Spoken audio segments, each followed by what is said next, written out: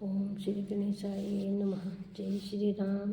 हम पढ़ रहे हैं रामचरितमानस का मास प्राण पहला विश्राम। तो कल हम यहाँ से विश्राम दिया था, तो अब वहीं से शुरू कर रहे हैं। पहले बोलिए जय श्री राम। और आप सबसे निवेदन है कि आप हमारे चैनल से जुड़े और श्री राम की कृपा पाएं। कथा शुरू करते हैं कि इस यानी कि रामचरितमानस में और भी जो अनेक प्रसंगों की कथाएं हैं, वे ही इसमें तोते, कोयल आदि रंग बिरंगे पक्षी हैं। तो कथा जो रोमांच होता है वही वाटिका, बाग और वन है, और जो सुख होता है वही सुंदर पक्षियों का विहार है। निर्मल मन ही माली है, जो प्रेम रूपी जल से सुंदर नेत्रों द्वारा उनको सींचता है। और जो लोग इस चरित्र को सावधान से गाते हैं, वे ही इस तालाब के चतुर रखवाले हैं। और जो स्त्री पुरुष सदा आदरपूर्वक इसे सुनते हैं, वे ही इस सुंदर मानस के अधिकारी उत्तम देवता हैं। जो अति दुष्ट और विषयी हैं, वे अभागे बगुले और कोए हैं, जो इस सरोवर के समीप नहीं जाते, क्योंकि यहाँ इस महान सरोवर में घोंगे, मेंढक और सेवार के समान विषय रस की नाना प्रकार की कथाएं नहीं हैं। तो इसी प्रकार बेचारे कोए और बगुले रूपी विषयी लोग यहाँ आते हुए हृदय में हार मान जाते हैं, क्योंकि इस सरोवर तक आने में कठिनाइयाँ बहुत हैं। तो श्री राम जी की कृपा बिना यहाँ नहीं आया जाता। तो घोर कुसंग ही भयानक बुरा रास्ता है। उन कुसंगियों के वचन ही बाघ, सिंह और सांप है। घर के काम काज और गृहस्थी के भांति भांति के जंजाल ही अत्यंत दुर्गम बड़े बड़े पहाड़ हैं। मोह मद और मान ही बहुत से बीहड़ यानी कि वन है, और नाना प्रकार के कुतर्क ही भयानक नदियां हैं। तो जिनके पास श्रद्धा रूपी रहा खर्च नहीं है, वो संतों का साथ नहीं है, और जिनको श्री रघुनाथ जी प्रिय नहीं है, उनके लिए यह मानस अत्यंत ही अगम है। अर्थात श्रद्धा, सत्संग और भगवत प्रेम के बिना कोई इसको नहीं पा सकता। तो यदि कोई मनुष्य कष्ट उठाकर वहाँ तक पहुँच भी जाए, तो वहाँ जाते ही उसे नींद रूपी जुड़ी आ जाती है। हृदय में मूर्खता रूपी बड़ा कड़ा जाड़ा बहुत ज़्यादा लगने लगता है, जिससे वहाँ जाकर भी वह अभागा स्नान नहीं कर पाता। तो उससे उस सरोवर में स्नान और उसका जलपान तो किया नहीं जाता, वह अभिमान सहित लौट आता है। फिर यदि कोई उससे वहाँ का हाल पूछने आता है, तो वह अपने अभाग्य की बात न कहकर सरोवर की निंदा करके उसे समझाता है। ये सारे विघ्न उसको नहीं व्यापते यानी कि बाधा नहीं देते, जिससे श्री रामचंद्र जी सुंदर कृपा की दृष्टि से देखते हैं।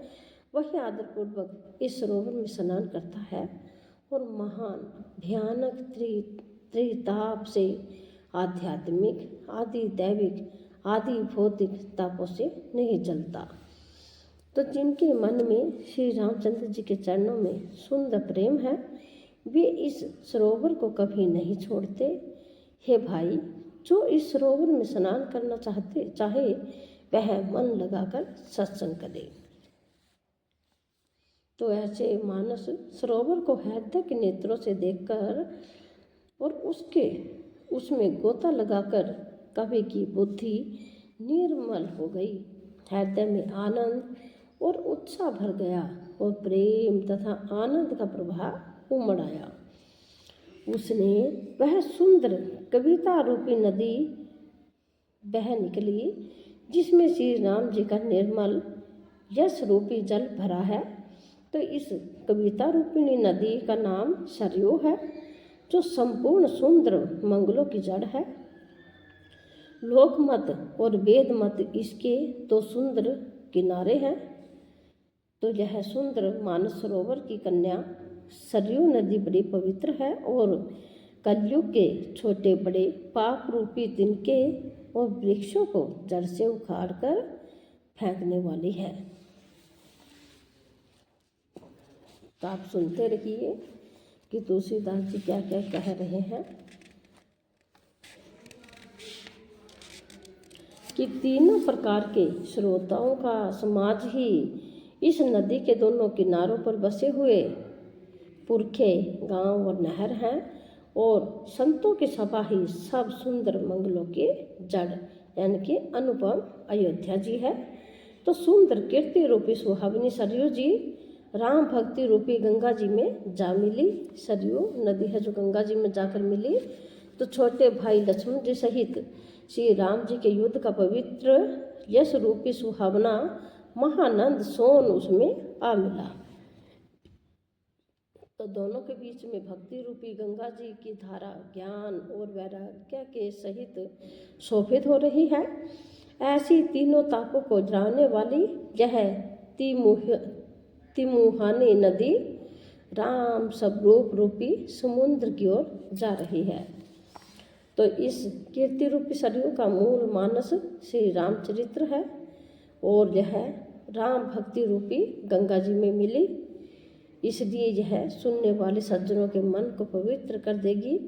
इसके बीच बीच में जो भिन्न भिन्न प्रकार की विचित्र कथाएं हैं वे ही मानो नदी तट के आसपास के वन और बाग हैं।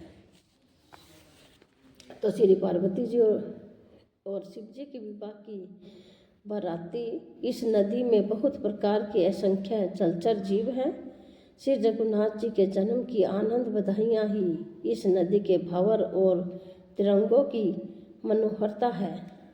तो चारों भाइयों के जो बाल चरित्र हैं वे ही इसमें खिले हुए रंग बिरंगे बहुत से कमल हैं। महाराज श्री दशरथ जी तथा उनकी रानियां और कुटुंबियों के सतर्क यानी कि पुण्य ही भ्रमर और जल पक्षी हैं। तो श्री सीता जी के स्वयंवर की जो सुंदर कथा है वही इस नदी में सुहावनी छवि छा रही है। तो अनेकों सुंदर विचारपूर्ण प्रश्न ही इस नदी की नावें हैं और उनके विवेक युक्त उत्तर ही चतुर केवट है।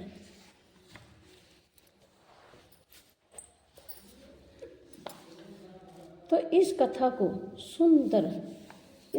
सुंदर नहीं सुनकर पीछे जो आपस में चर्चा करती है वही इस नदी के सहारे चलने वाले यात्रियों का समाज शोभा पा रहा है।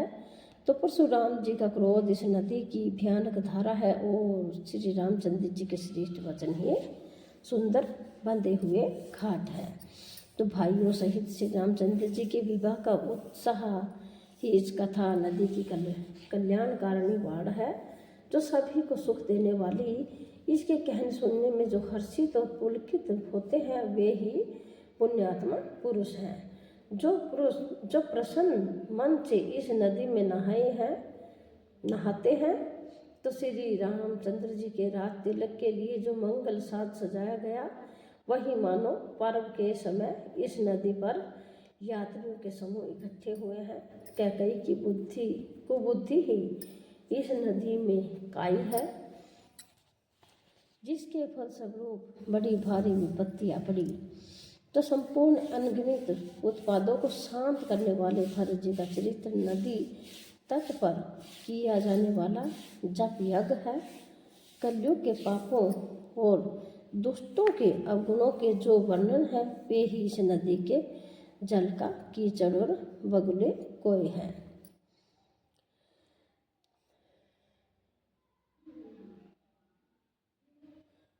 यह कीर्ति रूपिणी नदी 6 ऋतुओं में सुंदर है। सभी समय यह परम सुहावनी और अत्यंत पवित्र है। इसमें श्री पार्वती जी का विवाह हेमंत ऋतु है, तो श्री रामचंद्र जी के जन्म का उत्सव सुखदायी शिशिर ऋतु है। तो श्री रामचंद्र जी के विवाह समाज का वर्णन ही आनंद मंगलमय ऋतुराज बसंत है। तो श्री रामचंद्र जी का वन गमन दुस्सह ग्रीष्म ऋतु और मारक की कथा ही कड़ी धूप और लू है। तो राक्षसों के साथ घोर युद्ध ही वर्षा ऋतु है, जो देवकुल रूपी धान के लिए सुंदर कल्याण करने वाली है। रामचंद्र जी के राज्यकाल का जो सुख विनम्रता और बढ़ाई है, वही निर्मल सुख देने वाली सुहावनी ऋतु बसंत शरद ऋतु है। सती शिरोमणि श्री सीता जी के गुणों की जो कथा है, वही इस जल का निर्मल और अनुपम गुण है। श्री भरत जी का स्वभाव इस नदी की सुंदर शीतलता है, जो सदा एक सी रहती है और जिसका वर्णन नहीं किया जा सकता। चारों भाइयों का परस्पर देखना, बोलना, मिलना, एक दूसरे से प्रेम करना, हंसना और सुंदर भाईपन इस जल की मधुरता और सुगंध है। मेरा आर्त भाव, विनय और दीनता इस सुंदर और निर्मल जल का कम हकलापन नहीं है, अर्थात अत्यंत हल्कापन है। यह जल बड़ा ही अनोखा है, जो सुनने से ही गुण करता है और आशा रूपी प्यास को और मन के मैल को दूर कर देता है। यह जल श्री रामचंद्र जी के सुंदर प्रेम को पुष्ट करता है, कलयुग के समस्त पापों और उनसे होने वाली ग्लानि को हर लेते हैं, संसार के जन्म मृत्यु रूप श्रम को सोख लेता है, संतोष को भी संतुष्ट करता है और पाप ताप दरिद्रता और दोषों को नष्ट कर देता है। यह जल काम क्रोध मद और मोह का नाश करने वाला है और निर्मल ज्ञान और वैराग्य का बढ़ाने वाला है। तो इसमें आदरपूर्वक स्नान करने से और इसे पीने से हृदय में रहने वाले सब पाप ताप मिट जाते हैं। तो जिन्होंने इस राम सूयस रूपी जल से अपने हृदय को नहीं धोया, वे कायर कली काल के द्वारा ठगे गए। जैसे प्यासा हिरण सूर्य की किरणों के रेत पर पड़ने से उत्पन्न हुए जल के भ्रम को वास्तविक जल समझकर पीने को दौड़ते हैं और जल न पाकर दुखी होता है, वैसे ही वे कलयुग के ठगे हुए जीव भी विषयों के पीछे भटककर दुखी होंगे। तो अपनी बुद्धि के अनुसार इस सुंदर जल के गुणों को विचार कर उसमें अपने मन को स्नान कराकर और श्री भवानी शंकर को स्मरण करके कवि तुलसीदास जी सुंदर कथा कहता है। मैं अब रघुनाथ जी के चरण कमलों को हृदय में धारण कर और उनका प्रसाद पाकर दोनों श्रेष्ठ मुनियों के मिलन का सुंदर संवाद वर्णन करता हूँ। भारद्वाज मुनि प्रयाग में बसते हैं। उनका श्री राम जी के चरणों में अत्यंत प्रेम है। वे तपस्वी, निर्ग्रहित चित, जितेंद्रिया, दया के निधान और परमार्थ के मार्ग में बड़े ही चतुर हैं। तो माघ में जब सूर्य मकर राशि पर जाते हैं, तब सब लोग तीर्थराज प्रयाग को आते हैं। देवता, दैत्य, किन्नर और मनुष्यों के समूह सब आदर पूर्वक त्रिवेणी में स्नान करते हैं। तो श्री वेणी माधव जी के चरण कमलों को पूजते हैं और अक्षय वट का स्पर्श कर उनके शरीर पुलकित होते हैं।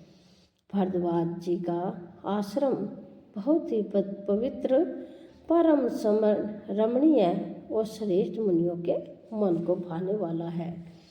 तो तीर्थराज प्रयाग में जो स्नान करने आ जाते हैं, उन ऋषि मुनियों का समाज वहाँ भारद्वाज के आश्रम में जुटता है, यानी कि इकट्ठा होता है। तो प्रातःकाल सब उत्साहपूर्वक स्नान करते और फिर परस्पर भगवान के गुणों की कथाएं कहते हैं। तो ब्रह्मा का निरूपण, धर्म का विधान और तत्वों के विभाग का वर्णन करते हैं तथा ज्ञान वैराग्य से युक्त भगवान की भक्ति का कथन करते हैं। सुनते रहिए आप सभी राम की कथा और इसका ज्ञान लेते रहिए। तो इसी प्रकार माघ के महीने भर स्नान करते हैं और फिर सब अपने अपने आश्रमों को चले जाते हैं। हर साल वहाँ इसी तरह बड़ा आनंद होता है। मकर में स्नान करके मुनिगण चले जाते हैं। एक बार पूरे मकर भर स्नान करके सब मुनीश्वर अपने अपने आश्रम को लौट गए। परम ज्ञानी याज्ञवल्क्य मुनि को चरण पकड़कर भारद्वाज जी ने रख लिया।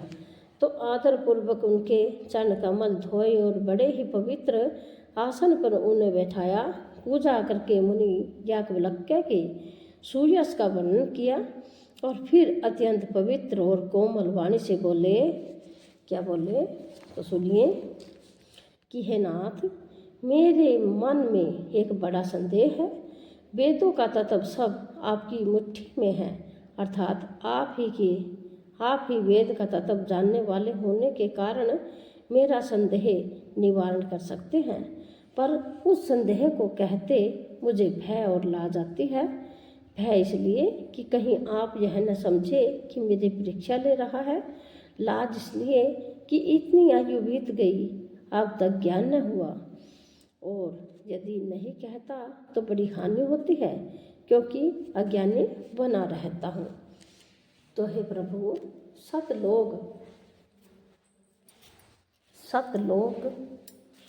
लोग ऐसी नीति कहते हैं, संत लोग कि हे प्रभु, संत लोग ऐसी नीति कहते हैं और वेद पुराण तथा मुनिजन भी यही बतलाते हैं कि गुरु के साथ छिपाव करने से हृदय में निर्मल ज्ञान नहीं होता। तो यही सोचकर मैं अपना अज्ञान प्रकट करता हूँ कि हे नाथ, सेवक पर कृपा करके इस अज्ञान का नाश कीजिए। संतों, पुराणों और उपनिषदों ने राम नाम के असीम प्रभाव का ज्ञान किया है। तो कल्याण स्वरूप ज्ञान और गुणों की राशि अविनाशी भगवान शंभु निरंतर राम नाम का जप करते रहते हैं। तो संसार में 4 जाति के जीव हैं। काशी में मरने से सभी परम पद को प्राप्त करते हैं। तो हे मुनिराज, वह भी राम नाम की महिमा है, क्योंकि शिव जी महाराज दया करके काशी में मरने वाले जीव को राम नाम का ही उपदेश करते हैं। इसी से उनको परम पद मिलता है। हे प्रभु, मैं आपसे पूछता हूँ कि वे राम कौन है? हे कृपा निधान, मुझे समझाकर कहिए। तो एक राम तो अवध नरेश दशरथ जी के कुमार हैं। उनका चरित्र सारा संसार जानता है। उन्होंने स्त्री के विरह में अपार दुख उठाया और क्रोध आने पर युद्ध में रावण को मार डाला। तो हे प्रभु, वही राम है या कोई और दूसरे हैं जिनको शिव जी जपते हैं? आप सत्य के धाम हैं और सब कुछ जानते हैं, ज्ञान विचार कर कहिए। हे नाथ, जिस प्रकार से मेरा यह भारी भ्रम मिट जाए, आप वही कथा विस्तार पूर्वक कहिए। इस पर याज्ञवल्क्य जी मुस्कुराकर बोले कि श्री रघुनाथ जी की प्रभुता को तुम जानते हो। तुम मन, वचन और कर्म से श्री राम जी के भक्त हो। तुम्हारी चतुराई को मैं जान गया। तुम श्री राम जी के रहस्यमय गुणों को सुनना चाहते हो, इसी से तुमने ऐसा प्रश्न किया है, मानो बड़े ही मूढ़ हो। हे तात, तुम आदर पूर्वक मन लगाकर सुनो। मैं श्री राम जी की सुंदर कथा कहता हूँ। बड़ा भारी अज्ञान विशाल महिषासुर है और श्री राम जी की कथा उसे नष्ट कर देने वाली भयंकर काली जी है। तो सुनते रहिए रामचरित्र मानस मास पारायण पहला विश्राम। तो आप सुनते रहिए।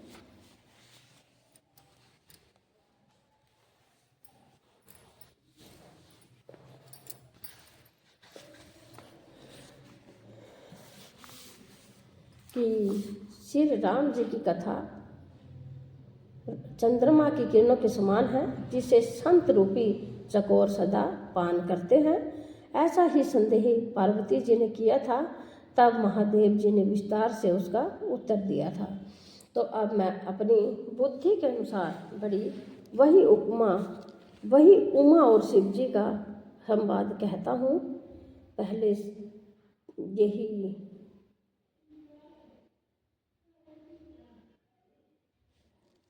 शिव जी ने पार्वती का संदेह मिटाने के लिए यही कथा पार्वती जी को सुनाई थी। तो अब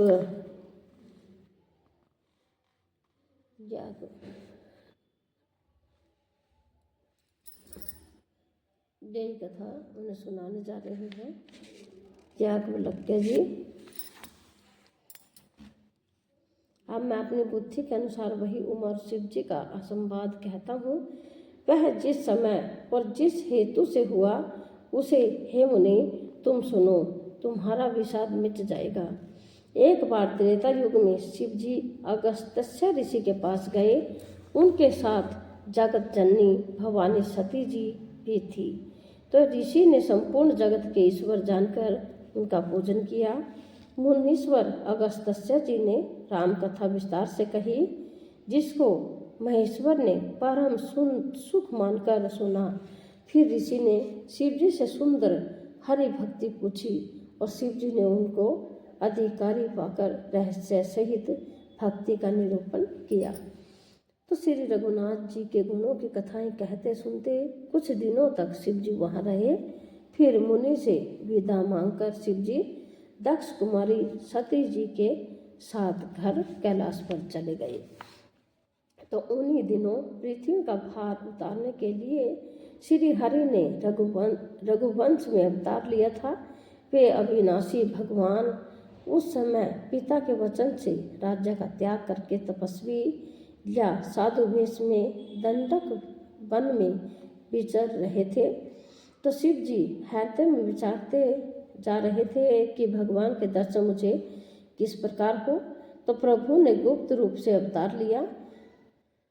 जैसे मेरे जाने से सब लोग जान जाएंगे। तो श्री शंकर जी के हृदय में इस बात को लेकर बड़ी खलबली उत्पन्न हो गई, परंतु सती जी इस भेद को नहीं जानती थी। तो तुलसीदास जी कहते हैं कि शिव जी के मन में भेद खुलने का डर था, परंतु दर्शन के लोभ से उनके नेत्र ललचा रहे थे। तो रावण ने ब्रह्मा जी से अपनी मृत्यु मनुष्य के हाथ से मांगी थी। तो ब्रह्मा जी के वचनों को प्रभु सत्य करना चाहते हैं। तो मैं जो पास नहीं चाहता हूँ तो बड़ा पछतावा रह जाएगा। तो इस प्रकार शिव जी विचार करते थे, परंतु कोई भी युक्ति ठीक नहीं बैठती थी। तो इस प्रकार महादेव जी चिंता के वश हो गए। उसी समय नीच रावण ने जाकर मारीच का साथ लिया और वह मारीच तुरंत कपट मृग बन गया। तो मूर्ख रावण ने छल करके सीता जी को हर लिया। उसे श्री रामचंद्र जी के वास्तविक प्रभाव का कुछ भी पता नहीं था। मरीच को मारकर भाई लक्ष्मण जी सहित श्री हरि आश्रम में आए और उसे खाली देखकर अर्थात वहाँ सीता जी को न पाकर उनके नेत्रों में आंसू भर आए। तो श्री रघुनाथ जी मनुष्यों की भांति विरह से व्याकुल हैं और दोनों भाई वन में सीता जी को खोजते हुए फिर रहे हैं। जिनके कभी कोई संयोग वियोग नहीं है, उनमें प्रत्यक्ष विरह का दुख देखा गया। तो श्री रघुनाथ जी का चरित्र बड़ा ही विचित्र है। उसको पहुँचे हुए ज्ञानी जन ही जानते हैं। जो मंद बुद्धि हैं वे तो विशेष रूप से मोह के वश होकर हृदय में कुछ दूसरी ही बात समझ बैठे हैं। तो क्या समझ बैठे हैं यही जानते हैं आगे। तो श्री शिव जी ने उसी अवसर पर श्री रामचंद्र जी को देखा और उनके हृदय में बहुत भारी आनंद उत्पन्न हुआ। तो उस शोभा के समुद्र श्री रामचंद्र जी को शिव जी ने नेत्र भरकर देखा, परंतु अवसर ठीक न जानकर परिचय नहीं किया। तो जगत के पवित्र करने वाले सच्चिदानंद की जय हो, इस प्रकार कहकर कामदेव का नाश करने वाले श्री शिव जी चल पड़े। किंबा निधान शिव जी बार बार आनंद से पुलकित होते हुए सती जी के साथ चले जा रहे थे। तो सती जी ने शंकर जी का वह दशा देखी तो उनके मन में बड़ा संदेह उत्पन्न हो गया। वे मन ही मन कहने लगी कि शंकर जी की सारी जगत वंदना करता है, वे जगत के ईश्वर हैं। देवता मनुष्य मुनि सब उनके प्रति सिर नवाते हैं। उन्होंने एक राजपुत्र को सच्चिदानंद परम धाम कहकर प्रणाम किया और उसकी शोभा देखकर वे इतने प्रेम मगन हो गए कि अब तक उसके हृदय में प्रीति रोकने से भी नहीं रुकती। जो ब्रह्मा सर्वव्यापक माया रहित अजन्मा अगोचर इच्छा रहित और भेद रहित है और जिसे वेद भी नहीं जानते, क्या वह देह धारण करके मनुष्य हो सकता है? तो देवताओं के हित के लिए मनुष्य शरीर धारण करने वाले जो विष्णु भगवान हैं, वे भी शिव जी की ही भांति सर्वज्ञ हैं। वे ज्ञान के भंडार से लक्ष्मीपति और असुरों के शत्रु भगवान विष्णु क्या अज्ञानी की तरह स्त्री को खोजेंगे? फिर शिव जी के वचन भी झूठे नहीं हो सकते। सब कोई जानते हैं कि शिव जी सर्वज्ञ हैं। तो सती के मन में इस प्रकार का अपार संदेह उठ खड़ा हुआ कि किसी तरह भी उसके हृदय में ज्ञान का प्रादुर्भाव नहीं होता था।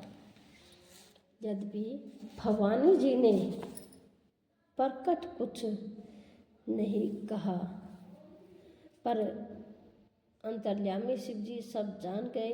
वे बोले, हे सती सुनो, तुम्हारा स्त्री स्वभाव है, ऐसा संदेह मन में कभी न रखना चाहिए।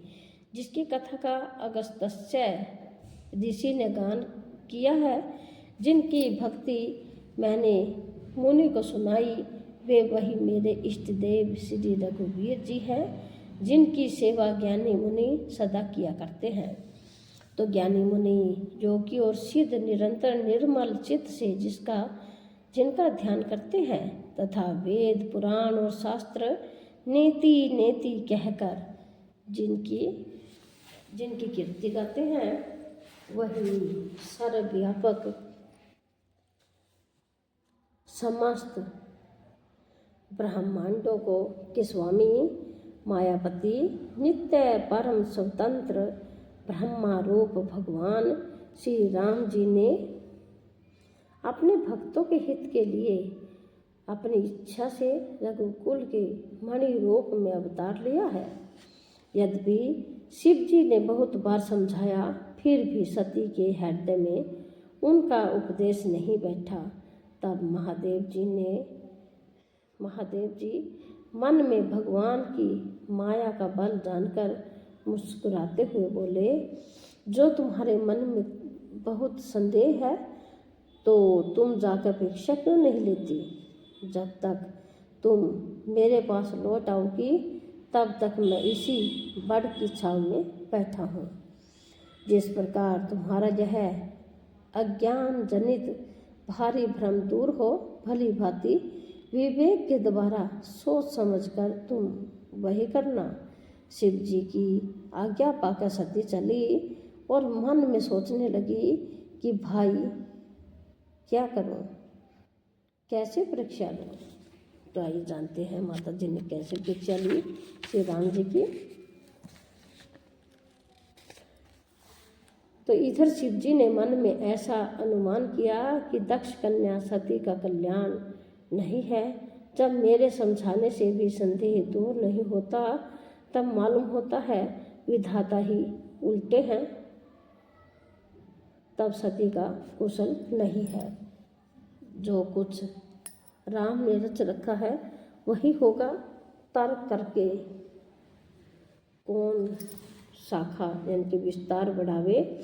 मन में ऐसा कहकर शिव जी भगवान श्री हरि का नाम जपने लगे और सती जी वहाँ गई जहाँ सुख के धाम प्रभु श्री रामचंद्र जी थे।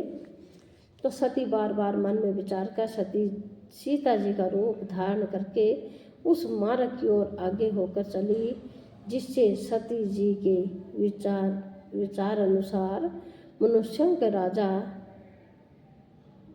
रामचंद्र जी आ रहे थे। तो सती जी के बनावटी भेष को देखकर लक्ष्मण जी चकित हो गए और उनके हृदय में बड़ा भ्रम हो गया। वे बहुत गंभीर हो गए, कुछ कह नहीं सके। धीर बुद्धि लक्ष्मण प्रभु रघुनाथ जी के प्रभाव को जानते थे। सब कुछ देखने वाले और सबके हृदय की जानने वाले देवताओं के स्वामी श्री रामचंद्र जी सत्य के कपट को जान गए। जिसके समान मात्र से अज्ञान का नाश हो जाता है वही सर्वज्ञ भगवान श्री रामचंद्र जी हैं। स्त्री स्वभाव का असर तो देखो कि वहाँ उन सर्वज्ञ भगवान के सामने भी सती जी छिपाव करना चाहती है। अपनी माया के बल को हृदय में बखान कर श्री रामचंद्र जी हंसकर कोमल वाणी से बोले। पहले प्रभु ने हाथ जोड़कर सती को प्रणाम किया और पिता सहित अपना नाम बताया। फिर कहा कि वृषकेतु शिव जी कहाँ हैं? आप यहाँ वन में अकेली किस लिए फिर रही हैं? तो श्री रामचंद्र जी के कोमल और रहस्य भरे वचन सुनकर सती जी को बड़ा संकोच हुआ। वे डरती हुई चुपचाप शिव जी के पास चली गई। उनके हृदय में बड़ी चिंता हो गई कि मैंने शंकर जी का कहना न माना और अपने अज्ञान का श्री रामचंद्र जी पर आरोप किया। अब जाकर मैं शिव जी को क्या उत्तर दूंगी? ये सोचते सोचते सती जी के हृदय में अत्यंत भयानक जलन पैदा हो गई। तो श्री रामचंद्र जी ने जान लिया कि सती जी को दुख हुआ। तब उन्होंने अपना कुछ प्रभाव प्रकट करके उन्हें दिखलाया। तो सती जी ने मार्ग जाते हुए यह कौतुक देखा कि श्री रामचंद्र जी सीता जी और लक्ष्मण जी सहित आगे चले जा रहे हैं। इस अवसर पर सीता जी को इसलिए दिखाया कि सती जी श्री राम जी के सच्चिदानंदमय रूप को देखे। वियोग और दुख की कल्पना जो उन्हें हुई थी वह दूर हो जाए तथा वे प्रकृतिस्थ हो। तब उन्होंने पीछे की ओर फिरकर देखा तो वहाँ भी भाई लक्ष्मण जी और सीता जी के साथ श्री रामचंद्र जी सुंदर वेश में दिखाई दिए। वे जिधर देखती है उधर ही प्रभु श्री राम जी विराजमान हैं और सुचतुर सिद्ध मुनीश्वर उनकी सेवा कर रहे हैं। तो सती जी ने अनेक शिव ब्रह्मा और विष्णु देखे जो एक से बढ़कर एक असीम प्रभाव वाले हैं। उन्होंने देखा कि भांति भांति के वेश धारण किए सभी देवता श्री रामचंद्र जी की चरण वंदना और सेवा कर रहे हैं। तो उन्होंने अनगणित अनुपम सती ब्राह्मणी और लक्ष्मी देखी। जिस जिस रूप में ब्रह्मा आदि देवता थे उसी के अनुकूल रूप में उनकी ये सब शक्तियाँ भी थी। सती जी श्री रामचंद्र जी का यश जानकर कैसे सोचती जाती है और कैसे उन्हें दर्शन दे रहे हैं प्रभु राम जी।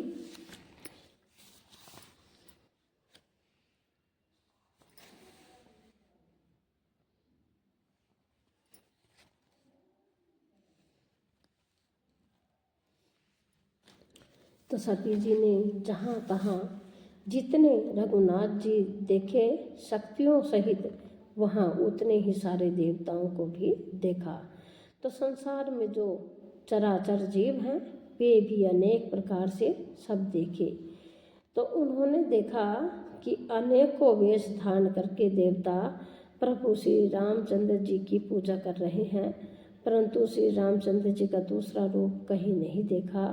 सीता सहित श्री रघुनाथ जी बहुत से देखे, परंतु अनेक वेश, उनके वेश अनेक नहीं थे।